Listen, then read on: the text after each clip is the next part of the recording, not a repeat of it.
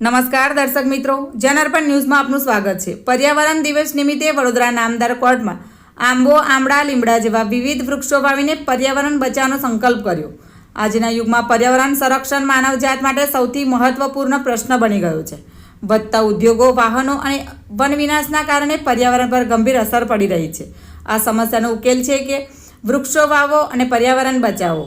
વૃક્ષો આપણા માટે પ્રાણવાયુ, ઓક્સિજન ઉત્પન્ન કરે છે અને કાર્બન ડાયોક્સાઇડને શોષી લે છે।